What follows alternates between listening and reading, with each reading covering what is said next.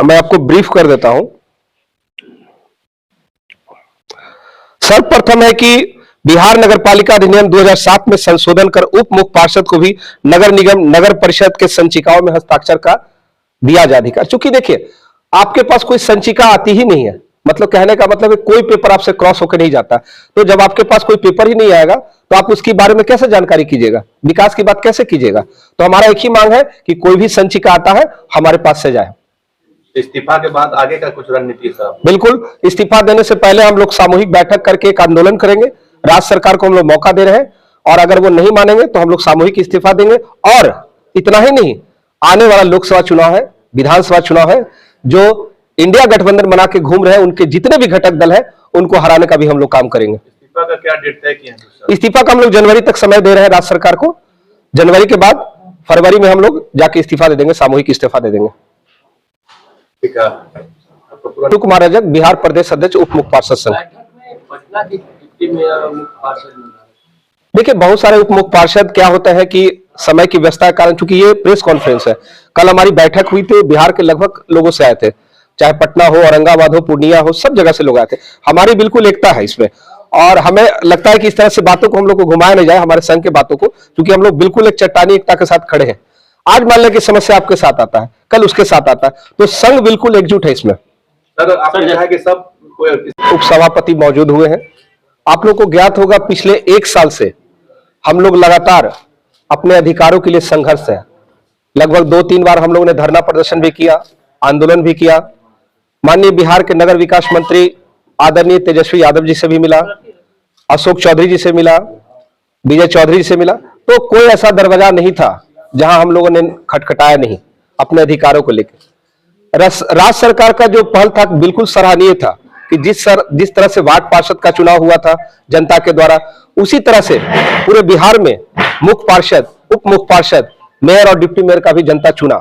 लेकिन जब अधिकार की बात आती है तो कहीं ना कहीं उप मेयर को वंचित किया गया अधिकारों से। कहने का मतलब है कि बिल्कुल हम लोग एक स्टेपनी बनकर रह गए। जो जनता जितनी महत्वाकांक्षा से हम लोग को चुनी थी, उस महत्वाकांक्षा पे हम लोग खरा नहीं उतर रहे हैं।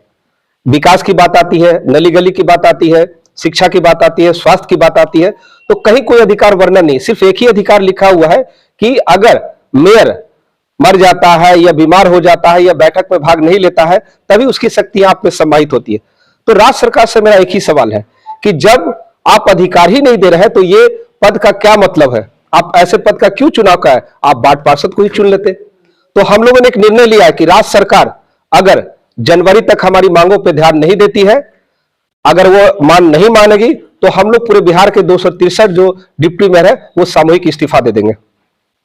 क्या अधिकार है सर, कुछ लिखा? जैसा कि आपने कहा कि आपने कई पॉलिटिशियन से मिले, हाँ। राजनेताओं से मिला और अपनी बात रखी जी। सब जितने भी राजनेताओं के समक्ष आपने बात रखी, उन्होंने आपको क्या आश्वासन दिया? देखिए, क्या मतलब कि लगा कि आपको कुछ गड़बड़ हो रहा है जिसकी वजह से आप लोग ये निर्णय लेने को? देखिए एक तो कल की घटना की मैं बात बता देता हूं। कल चूंकि हुआ क्या कि बिहार प्रदेश जदयू के अध्यक्ष जो है उमेश कुशवाहा जी, उनसे भी हमारी मुलाकात हुई इस विषय में। तो फिर उन्होंने आश्वासन दिया कि आप 5 सदस्यीय सदस्य का नाम दीजिए, मैं मुख्यमंत्री से मिला देता हूं।